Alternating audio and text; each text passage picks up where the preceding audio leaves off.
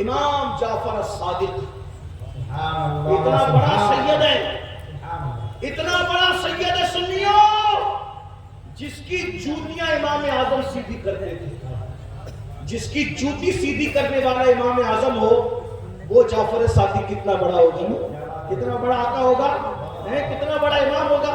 جس کی کنڈے کی نیاز کرتے نا وہ امام جعفر صادق، صرف کنڈا یاد ہے، جعفر صادق بھول گئے۔ پیٹ کی آگ اتنی لگی ہوئی ہے کہ سب کھانا پینا یاد ہے، حقیقتیں بھول گئے، رسومات میں الجھ گئے۔ میں نہیں کہہ رہا کہ کنڈا بند کر، جو کنڈا بند کرے اس کے منہ پہ مٹی۔ ہم تو لڑتے رہے نا کنڈوں کے لیے، 11ویں کے لیے لڑتے رہیں گے، لیکن ادھر آپ کی بھی خبر لیں گے۔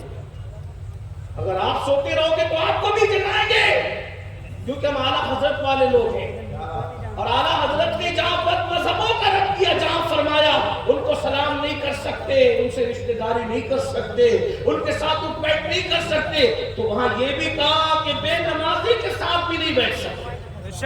ہاں، اگر وہابی کے ساتھ بیٹھنے سے منع کیا ہے نا حضور نے، تو حضور نے بے نمازی کے ساتھ بیٹھنے سے بھی منع کیا۔ یہ بھی آپ کو یاد رکھنا چاہیے۔ با مسلمان اللہ اللہ، با برحمن رام رام، ایسا نہیں چلے گا۔ پورے دین پہ عمل کرو، پورے مسلک پہ عمل کرو۔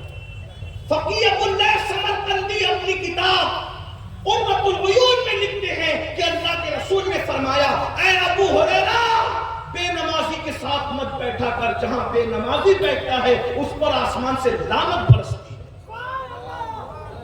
بے نمازی پہ لعنت برستی ہے۔ بے نمازی کے ساتھ نہ بیٹھو۔ اللہ کے رسول علیہ السلام فرماتے جو نشہ کرے وہ بیمار پڑے تو اس کی عیادت کے لیے مت جاؤ، وہ بھوکا ہو تو اس کو کھانا مت کھلاؤ۔ آپ کیا سمجھ رہے ہیں؟ تو چلے میں بات پوری کر دوں، بات نکلتی جا رہی، میں نے تو کہا تھا بات تک ختم ہو گئی، ایک بات نکل آئی درد دل کے طور پہ۔ امام جعفر صادق کتنے بڑی ہستی، امام جعفر صادق۔ اب سننا، اب غور کرنا۔ امام جعفر صادق جب لوگوں سے مصافحہ کرتے تھے، مصافحہ، توجہ ہے سب کی، یہ بات آخری ہے، اسی میں بات پوری ہو رہی ہے۔ اللہ کرے یہ بات قبول ہو جائے، میری آپ کی نجات انشاءاللہ۔ امام جعفر صادق جب لوگوں سے مصافحہ کرتے تھے تو ان کا ہاتھ پکڑ لیتے تھے۔ کون؟ امام جعفر صادق۔ کتنا بڑا سید کہ غوث پاک اور غریب نواز کے باپوں کا بھی باپ ہے۔ ہاں، اور جب کسی سے مصافحہ کرتے ہیں تو اس کا ہاتھ پکڑ لیتے ہیں، اپنے مرید کا پبلک میں سے جو مصافحہ کرتا ہے اس کا ہاتھ پکڑ لیتے ہیں اور ہاتھ پکڑ کے کہتے ہیں مجھ سے وعدہ کر، اگر قیامت کے دن اللہ نے تجھے بخش دیا تو اللہ سے تم میری سفارش کرنا، اللہ سے کہنا کہ اللہ جعفر صادق کو بخش۔ کیوں؟ کیونکہ اللہ نے روزی کا وعدہ سب سے کیا ہے۔ دلبر بھائی کیا بات کر رہے ہیں امام جعفر صاحب، اللہ نے روزی کا وعدہ سب سے کیا ہے مگر جنت کا وعدہ سب سے نہیں کیا۔ روزی سب کو دے گا مگر جنت سب کو دے گا یہ وعدہ نہیں، حتیٰ کہ نبی کے بیٹے سے بھی وعدہ نہیں کیا کہ میں تجھے بھی جنت دوں گا۔ بس اتنی بات ہے، اگر نبی کا بیٹا اللہ کو راضی کر سکا تو جنت میں، اور نبی کا بیٹا اللہ کو راضی نہ کر سکا تو نبی کا بیٹا بھی جہنم میں نوح علیہ السلام کے بیٹے کی شکل میں۔ میرے بھائیوں، میں تم کو کس منہ سے سمجھاؤں؟ جب وہ اللہ نبی کے بیٹے کو جہنم میں ڈال سکتا ہے، میری بہنوں میں تم کو کس منہ سے سمجھاؤں؟ اگر نبی کی بیوی خدا کو راضی کرنے میں ناکام رہی تو نبی کی بیوی کو بھی اللہ جہنم میں ڈالے گا، لوط علیہ السلام کی بیوی کی شکل میں۔ ہم کون ہیں بھائی؟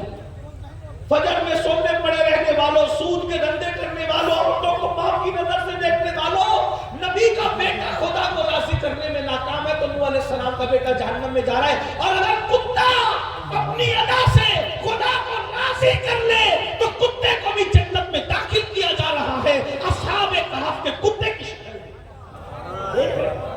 کہاں نبی کا بیٹا جہنم میں جا رہا ہے اور کہاں اصحاب کہف کا کتا جہنم میں جا رہا ہے۔ تو پتہ چلا اسی کی ہیں. امام جعفر صادق کو یہی بات پڑ پا رہی ہے. حالانکہ قیامت کے دن کسی کا نسب کام آئے نہ آئے, ہمارے نبی کا نسب کام آئے.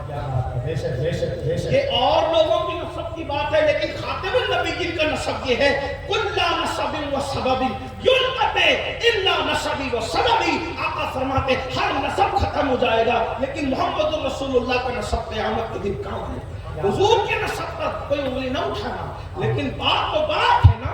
امام جعفر صادق, امام اعظم کے بھی امام, امام جعفر صادق لوگوں کا ہاتھ پکڑ کے کہتے ہیں کیا کہ اللہ نے مغفرت کا وعدہ سب کے ساتھ نہیں کیا. روزی کا وعدہ سب کو روزی دے گا, مومن کو بھی دے گا, کافر کو بھی دے گا, وفادار کو بھی دے گا, غدار. لیکن جنت کا وعدہ سب کسی کے ساتھ, چند لوگ ہیں خوش نصیب جن کے نام لے کے جنت کی بشارتیں دے دی گئی, ان کے ساتھ وعدہ ہے. باقی اور ایک بات یاد آئی, اس میں ایڈ کر دوں 1 منٹ میں. جن کو رسول اللہ نے جنت کا وعدہ دیا وہ لوگ بھی روتے تھے. حضرت عمر, ان کو حضور نے وعدہ دیا کہ تو جنت میں جائے گا. حضور نے کہا ابو بکر فی الجنہ, عمر فی الجنہ, عثمان فی الجنہ, علی فی الجنہ, سعد فی الجنہ, سعید فی الجنہ, ابو عبیدہ فی الجنہ, عبد الرحمن ابن عوف فی الجنہ, سعید فی الجنہ. 10 لوگوں کو جنت کی بشارت دی. پھر اس کے بعد اور لوگوں کو, امام حسن کا جنتی جوانوں کا سردار, امام حسین کا جنتی جوانوں کا سردار, سیدہ فاطمہ کا جنتی عورتوں کی سردار. ایسے کچھ لوگ ہیں, ایک بڑی فہرست بن جاتی اس میں.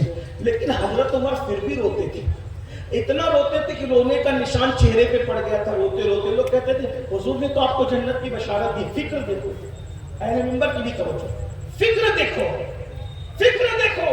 لوگوں نے کہا عمر اب روتے کیوں جب نبی نے تمہیں جنتی کہہ دیا تو تم تو جنتی ہو گئے.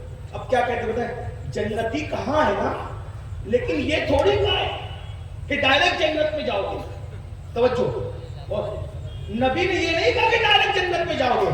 نبی نے یہ کہا کہ جنت میں جاؤ گے. جنت میں جانا تو یقینی ہے, لیکن اللہ نہ کرے اگر ایک لمحے کے لیے بھی اللہ نے جہنم میں ڈال دیا. اللہ دیکھ لیں, حالانکہ ایسا نہیں ہوگا, مگر جن کے رتبے ہیں سوا, ان کو سوا مشکل ہے. وہ کہتے ہیں جنت میں تو ڈالے گا, لیکن اگر ایک لمحہ بھی جہنم سے گزار دے تو میرا بنے گا کیا.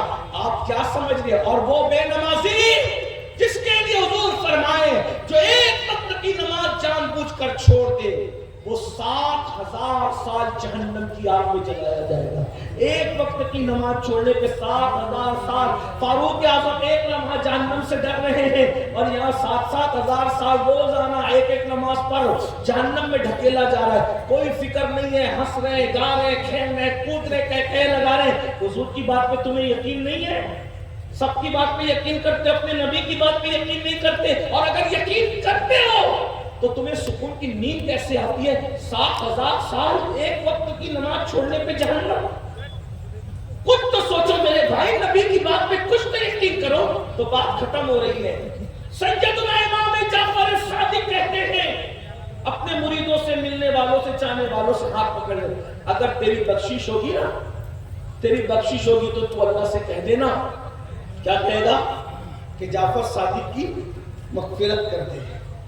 اور اگر میری بخشش ہو گئی تو میں اللہ سے تیری سفارش کروں گا. یہ کہتے تھے.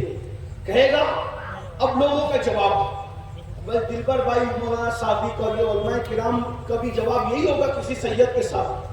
تو لوگوں کو جب امام جعفر صادق کہتے تھے کہ تو میری سفارش کرتا قیامت کے دن اللہ کی بارگاہ میں, اگر تیری مغفرت ہوگی تو میری سفارش کرنا, تو لوگ جواب کیا دیتے تھے, حضرت آپ تو آل رسول ہیں, آپ تو ظاہر سی بات ہے جواب تو یہی ہوگا, اتنے بڑے گھرانے کے نبی, آپ کے نانا علی, آپ کے دادا حسن حسین, آپ کے جد, آپ تو سید آل رسول ہیں, ہم آپ کی کیا سفارش کریں گے. آپ کے نانا شافعی یوم النشور ہے. تو پتہ ہے امام جعفر صادق کیا کہتے تھے, کہتے تھے یہی تو رونا ہے کہ ہم سید ہیں. ہم ڈرتے کہ قیامت کے دن اپنے نانا کو منہ کیا دکھائیں. غور کیجئے, امام جعفر صادق جیسے لوگ ڈر رہے ہیں کہ ہم اپنے نانا کو منہ کیا دکھائیں گے, اور ہم جیسے لوگ جو نہ نماز پڑھتے ہیں, نہ پاک رہتے ہیں, نہ وضو سے رہتے ہیں, نہ غسل آتا ہے, کچھ نہیں آتا, اور ہم لوگ ایک دم بالکل بہت گھمنڈ میں ہم جنت میں نہیں جائیں گے تو کون جائے گا؟ اس لیے اللہ سے ڈرو میرے بھائی، جنت ایسے ملائک کی طرح نہیں ہے، جنت ایسے سستی نہیں ہے۔ اللہ پاک ارشاد فرماتا ہے ان الابرار لفی نعیم وان الفجار لفی جحیم، نیکوں کے لیے جنت ہے، فاسقوں کے لیے جہنم ہے۔ آئیے میں جاتے جاتے امام جعفر صادق کی سنت پہ عمل کر لوں۔ اتنا بڑا ہزاروں کا مجمع ہے، امام جعفر صادق اپنے ماننے والوں سے کہتے تھے اگر تمہاری بخشش ہوگی تو تم میری سفارش کرو گے۔ ایک بات کہوں، اتنے بڑے سب عاشق رسول ہیں، کتنے لوگ ہیں جن کی اللہ مغفرت کرے گا؟ یقیناً آپ کی مغفرت تو ہوگی انشاءاللہ ضرور۔ تو کیا آپ مجھ سے وعدہ کرتے ہیں آج کہ اگر قیامت کے دن اللہ آپ کو بخش دے تو آپ میری سفارش کرو گے، مجھے بھولو گے نہیں؟ آپ لوگ وعدہ کرتے؟ بولو وعدہ کرو، وعدہ کرو۔ اے دیوان وعدہ اٹھا ہاتھ رکھا کر کے رکھیں، بولو بھائی اگر اللہ آپ کو بخش دے گا آپ مجھے بھولو گے تو نہیں نا، مجھے یاد رکھو گے کہ اللہ ہمارے اس خادم امین القادری کو بخش دے۔ ممبر والوں سے بھی گزارش ہے کہ آپ بھی ہاتھ اٹھا لیں، اللہ کو گواہ بنا دیں۔ بولو بھائی سب لوگ وعدہ کرتے ہو؟ یہ وعدہ بھولیے گا مت۔ اللہ تعالیٰ تمہاری مغفرت کرے، ہماری مغفرت کرے۔ اللہ ہم سب کا خاتمہ ایمان پہ خاتمے کی بہت فکر کرو، بہت فکر کرو ایمان۔ سرکار غوث اعظم رویا کرتے تھے عید کے دن۔ کسی نے کہا عید کے دن کیوں روتے ہیں؟ تو فرماتے ہیں عید تو میری اس دن ہوگی جس دن عبد القادر کا خاتمہ ایمان پر ہوگا۔ اور غوث پاک کہتے ہیں جو اپنے ایمان پر خاتمے کی فکر نہیں کرتا مجھے ڈر لگتا ہے کہ جب وہ مرے گا تو کافر ہو کے مرے گا۔ بھائی دین کھیل تماشا نہیں ہے، کہانی قصہ نہیں ہے۔ اللہ سے ڈرتے رہو، ایمان عقیدے کی حفاظت کرتے رہو۔ اہل سنت و جماعت جسے آپ پہچان کے لیے مسلک اعلیٰ حضرت کہتے ہیں اس پر قائم رہو۔ یہ مسلک اعلیٰ حضرت فکر رضا تیرے غلاموں کا نقش قدم راہ خدا، وہ کیا بہک سکے جو یہ سراغ لے کے چلے، لہر پہ عشق رخے شہ کا داغ لے کے چلے، اندھیری رات سنی تھی چراغ لے کے چلے، جنا بنے گی محبان چار یار کی قبر جو اپنے سینوں میں یہ چار باغ لے کے چلے۔ رضا کسی سگے طیبہ کے پاؤں بھی چومے تم اور آہ کے اتنا دماغ لے کے چلے۔ جتنی طاقت نعرے پہ لگاتے ہو اتنی طاقت عمل پہ لگاؤ۔ اللہ ہم سب کو توفیق بخشے۔ گفتگو کے درمیان اگر کوئی غلطی ہو تو اللہ تعالیٰ معاف فرمائے۔ کبھی اگر آپ کو واقعی تقریر سننا ہو